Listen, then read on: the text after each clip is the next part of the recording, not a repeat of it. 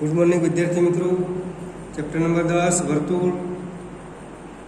આગળ આપણે ચર્ચા કરીએ વર્તુળના ચાપે આંતરેલો ખૂણો। વર્તુળના ચાપે આંતરેલો ખૂણો। એ વર્તુળનો ચાપ જે ખૂણો જે બનાવે છે એની ચર્ચા કરીએ। વર્તુળના વ્યાસ સિવાયની જીવાના અંતે બિંદુઓ વર્તુળના વ્યાસ સિવાયની જીવાના અંત્ય બિંદુઓ વર્તુળનું બે ચાપમાં વિભાજન કરે છે। વર્તુળનું બે ચાપમાં વિભાજન કરે છે।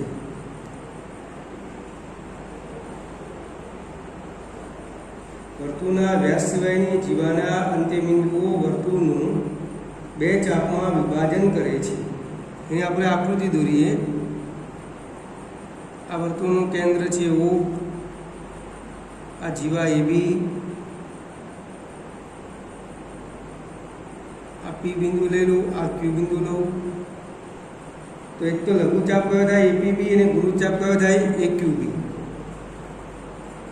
બે ચાપનું વિભાજન કરતા કયા કયા ચાપ છે? તો લઘુચાપ APB,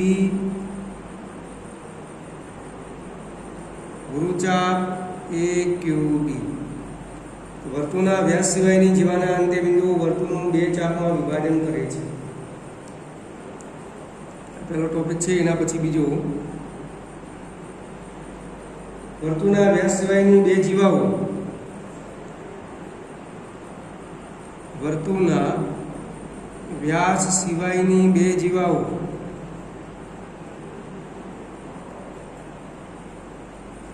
સમાન હોય તો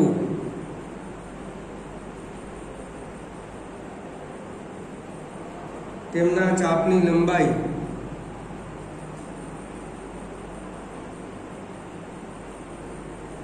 સમાન હોય છે।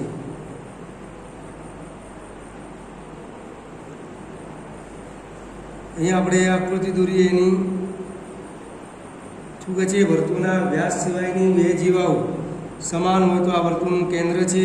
વ્યાસ સિવાયની બે જીવાઓ સમાન કીધું છે, એટલે એક આ જીવા, એક આ જીવા, આ AB PQ।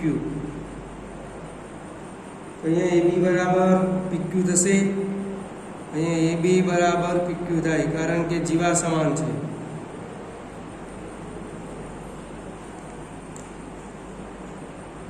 તો ચાપ પણ કેવા થશે? એને અનુરૂપ સમાન થશે। અહીંયા M લઈ લો, અહીંયા N લઈ લો, તો બંને ચાપ પણ સમાન થશે। તો કયા કયા ચાપ? AMB બરાબર PNQ। આ બંને ચાપ પણ કેવા થશે? સમાન થશે। સમાન જીવાઓ સમાન ચાપ બનાવે છે। સમાન જીવાઓ સમાન ચાપ બનાવે છે। સમાન ચાપ વર્તુળની સમાન જીવાઓ બનાવે છે। સમાન ચાપ વર્તુળની સમાન જીવાઓ બનાવે છે। જો વર્તુળની બે જીવાઓ સમાન હોય તો તેમને અનુરૂપ ચાપ એકરૂપ થાય। જો વર્તુળની બે જીવાઓ સમાન હોય તો તેમને અનુરૂપ ચાપ એકરૂપ છે।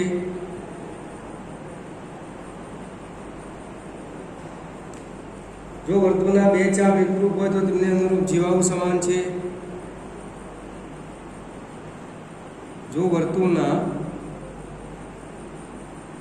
બે ચાપ એકરૂપ હોય તો તેમને અનુરૂપ જીવાઓ સમાન થાય। તેમને અનુરૂપ જીવાઓ સમાન થાય.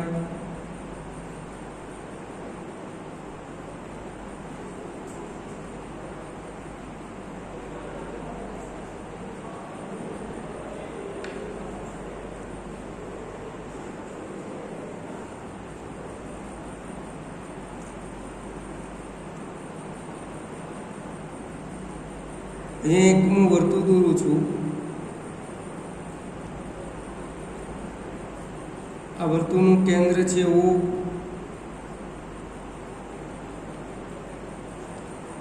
આ જીવા AB. આ O એ વર્તુળની ત્રિજ્યા થશે, OB પણ વર્તુળની ત્રિજ્યા થશે. અહીંયા બિંદુ લઈ લો P, અહીંયા બિંદુ લઈ લો Q. આ કેન્દ્ર આગળ આંતરેલો ખૂણો કહેવાશે.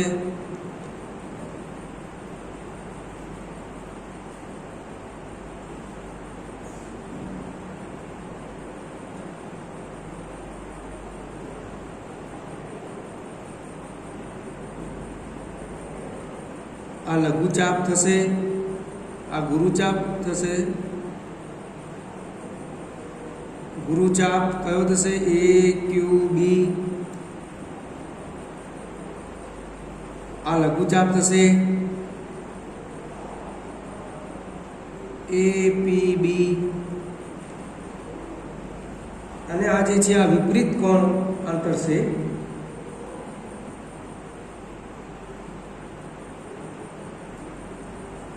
આ જે છે એ વિપરીત કોણ છે. વિપરીત એટલે એના કરતાં ઊંધું વિપરીત કોણ. તો જો લઘુચાપ APB કેન્દ્ર આગળ ખૂણો આંતરે તો ગુરુચાપ વિપરીત કોણ આંતરશે. જો લઘુચાપ APB કેન્દ્ર આગળ ખૂણો રચે તો ગુરુચાપ AQB વિપરીત કોણ આંતરશે.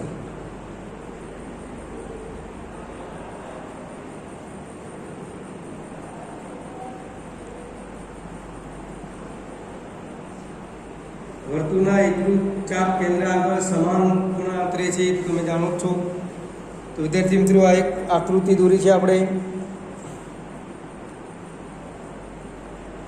એને આધારિત એક્ઝામ્પલ જોઈએ.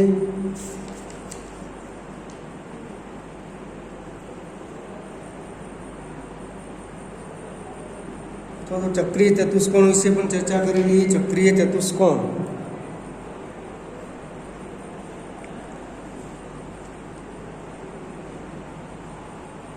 ચક્રીય ચતુષ્કોણ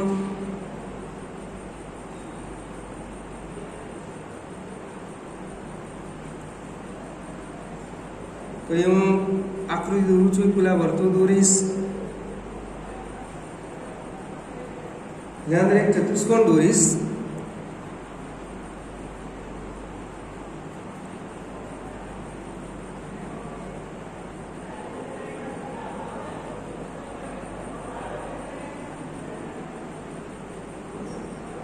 નામ આપી દઉં ABCD.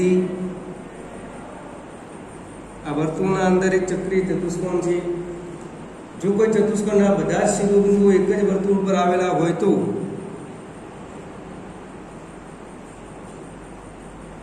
જો કોઈ ચતુષ્કોણના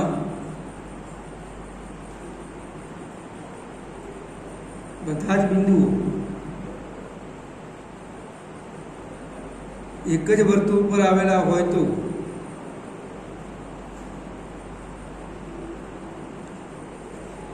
જો કોઈ ચતુષ્કોણના બધા જ શિરોબિંદુઓ એક જ વર્તુળ પર આવેલા હોય તો તે ચતુષ્કોણને ચક્રીય ચતુષ્કોણ કહે છે.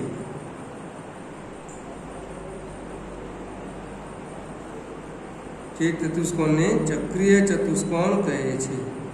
જો કોઈ ચતુષ્કોણના બધા જ બિંદુઓ શિરોબિંદુઓ એક જ વર્તુળ પર આવેલા હોય તો તે ચતુષ્કોણને ચક્રીય ચતુષ્કોણ કહે છે. ચક્રીય ચતુષ્કોણના સામસામેના ખૂણાઓ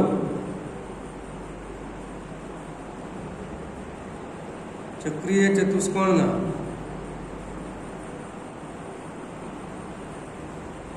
સામસામેના ખૂણાઓ પૂરક કોણ હોય છે.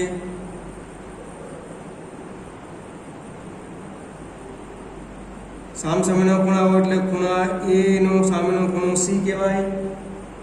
એનો સરવાળો પૂરક કોણ એટલે જે બે ખૂણાના માપનો સરવાળો 180 અંશ થાય એને પૂરક કોણ કહે છે. તમે જાણો છો ખૂણો બી પ્લસ ખૂણો કયો થશે ડી બરાબર 180 અંશ.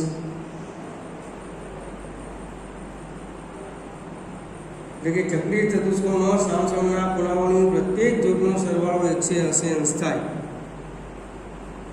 એટલે કે ચક્રીય ચતુષ્કોણના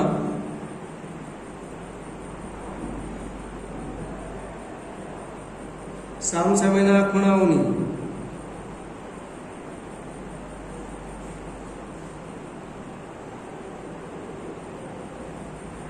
દરેક જોડનો સરવાળો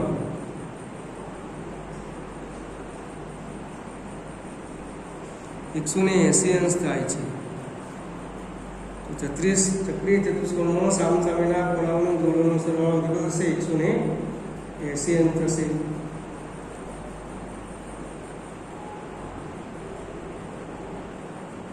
એનો થયો કે જો ચતુષ્કોણના સામસામેના ખૂણાઓની જોડનો સરવાળો 180 અંશ હોય તો તે ચતુષ્કોણ ચક્રીય ચતુષ્કોણ કહેવાય. એનો શું થયો કે જો કોઈ ચતુષ્કોણના સામસામેના ખૂણાઓની જોડોનો સરવાળો 180 અંશ હોય તો એવા ચતુષ્કોણને આપણે ચક્રીય ચતુષ્કોણ કહીશું.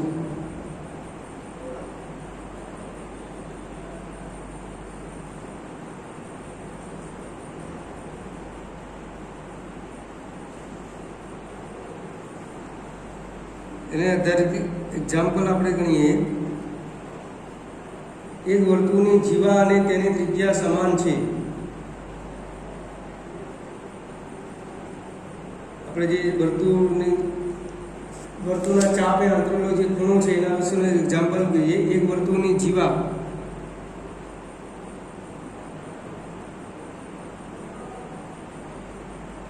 અને ત્રિજ્યા સમાન છે. જીવા અને ત્રિજ્યા સમાન આપેલી છે. આ જીવાએ લઘુચાપ પરના બિંદુ આગળ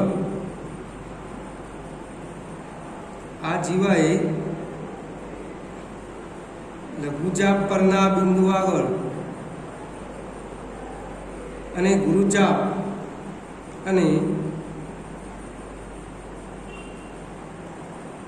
પરના બિંદુ આગળ આંતરેલ ખૂણા શોધો. આંતરેલા ખૂણા શોધો. લઘુચાપ આગળ ખૂણો શોધવાનો છે અને ગુરુચાપ આગળ પણ ખૂણો શોધવાનો છે. તો આકૃતિ દોરિયાની આ વર્તુળનું કેન્દ્ર છે O. આ જીવા AB,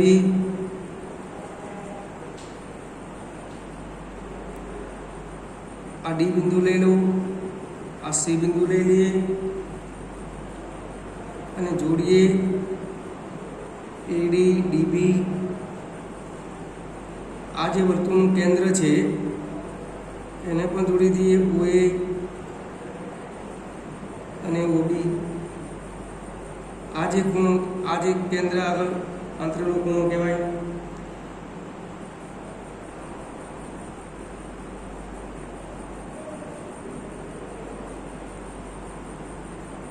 આ પણ છે અને આ પણ છે. તો અહીંયા આકૃતિ ઉપરથી ખ્યાલ આવશે કે AO બરાબર BO બરાબર AB થશે. એ ત્રિકોણ AOB નો દરેક ખૂણો ત્યાં સમબાજુ ત્રિકોણ થશે. અહીંયા દરેક ખૂણો કેટલો હશે? સાઈડ અંશનો હશે. માટે ખૂણો AOB બરાબર સાઈડ અંશ. અહીંયા જો ADB બરાબર 1/2 AOC લખાશે. અહીંયા ખૂણો ADB બરાબર 1/2 ખૂણો AOC. માટે ADB બરાબર 1/2 ગુણાકારમાં સાઈડ અંશ બરાબર કેટલો આવશે? 30 અંશ. વિપરીત કોણમાં આપણે જોઈએ તો ખૂણો ACB બરાબર 1/2 નો વિપરીત કયો થશે? AOB થશે. એટલે 1/2 વિપરીત છે એટલે 360 માંથી 60 બાદ કરીએ 360 અંશ માઇનસ 60 અંશ એટલે 1/2 300 અંશ બરાબર જવાબ કેટલો મળશે આપણને? 150. તો ACB એટલા લઘુચાપ કેટલો આવ્યો? 150 અંશ. અને આ AOB કે ADB કેટલો આવશે? 30 અંશ આવશે. તો વિદ્યાર્થીઓ આ રીતે ગુરુચાપ પરના બિંદુ આગળ આંતરેલા ખૂણાનું માપ અને લઘુચાપ પરના બિંદુ આગળ આંતરેલા ખૂણાનું માપ આપણને મળ્યું.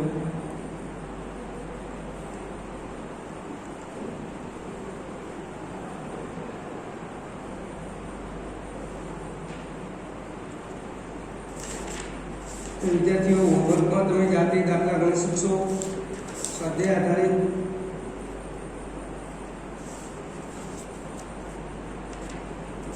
હોમવર્કમાં એક્ઝામ્પલ આપું છું.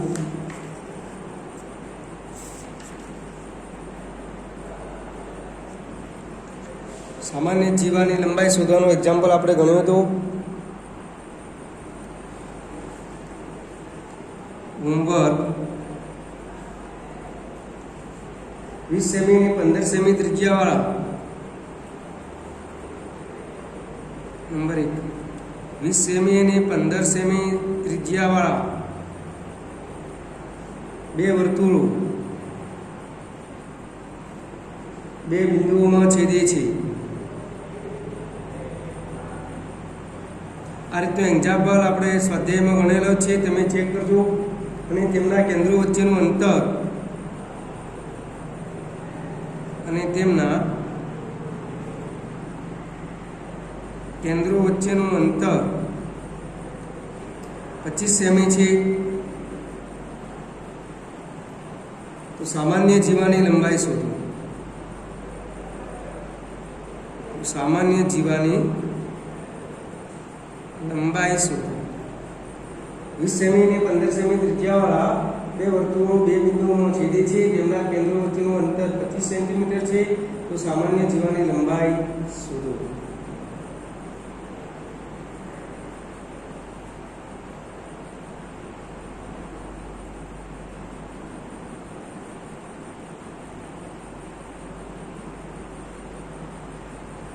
એ જ રીતે એક બીજો એક્ઝામ્પલ છે. એક વસાહતનો 40 મીટર ત્રિજ્યાવાળો એક વસાહતમાં 40 મીટર ત્રિજ્યાવાળો એક વર્તુળાકાર વિહાર સ્થાન છે. એક વર્તુળાકાર વિહાર સ્થાન છે. 3 છોકરાઓ જીદાન, અનિલ અને બકુલ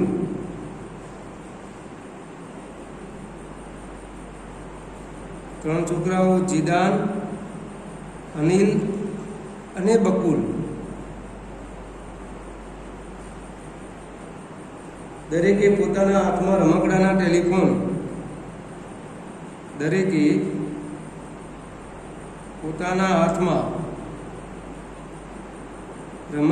ટેલિફોન એકબીજા સાથે વાત કરવા માટે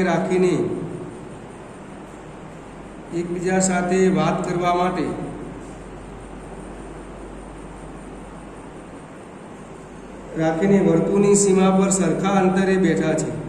વર્તુળની સીમા પર સરખા અંતરે બેઠા છે. તો દરેકના ટેલિફોનની દોરીની લંબાઈ શોધો. દરેકના ટેલિફોનની દોરીની લંબાઈ શોધો. આ જ રીતનો એક્ઝામ્પલ સ્વાધ્યાયમાં અહીંયા ગણાવેલો છે.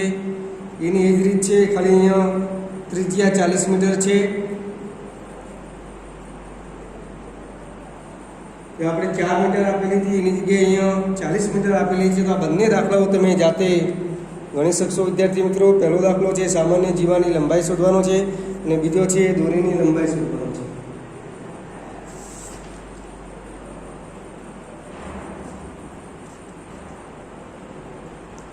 ત્રીજું એક્ઝામ્પલ છે આકૃતિમાં PQR બરાબર 100 અંશ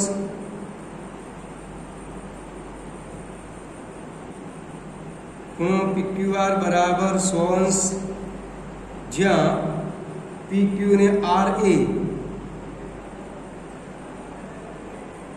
જ્યાં PQ અને RA ઓ કેન્દ્રવાળા વર્તુળ પરના બિંદુઓ છે. એ ઓ કેન્દ્રવાળા વર્તુળ પરના બિંદુઓ છે. ખૂણો OPR શોધો.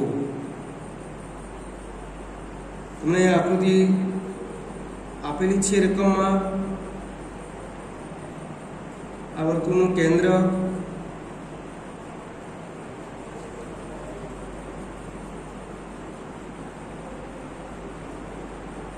ચલો એ બિંદુ લઈ લઈએ P,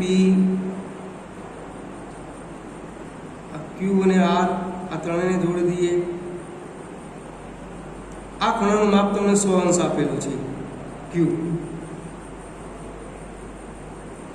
આ ખૂણાનું કેટલું આપેલું છે? 100 અંશ આપેલું છે. આ રીતે આ આપેલું છે ખૂણો તમને. અહીંયા કે બિંદુ લઈ લઈએ તો તમારું શોધવાનું છે ખૂણો OPR શોધો. બીજું માપ કેટલું છે તમારે શોધવાનું છે. વિદ્યાર્થી મિત્રો, આ 3 એક્ઝામ્પલ તમે જાતે ગણી શકશો.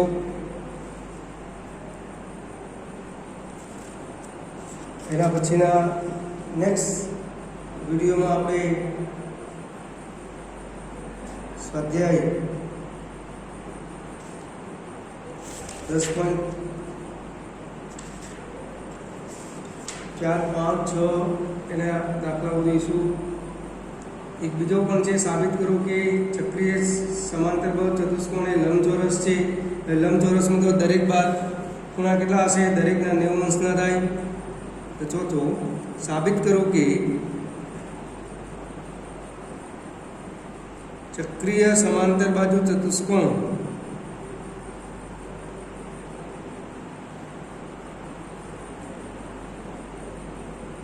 એ લંબચોરસ છે. સાબિત કરો કે ચક્રીય સમાંતર બાજુ ચતુષ્કોણ એ શું છે? લંબચોરસ છે. તમને હિન્ટ આપી દઉં.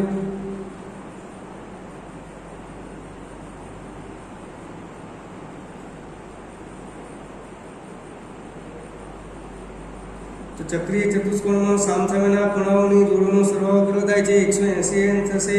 તો ABCD લો તો A + C બરાબર 180 અંશ થાય. પણ ABCD એ સમાંતર બાજુ ચતુષ્કોણ છે એટલે A બરાબર તો ખૂણો A બરાબર ખૂણો C થશે.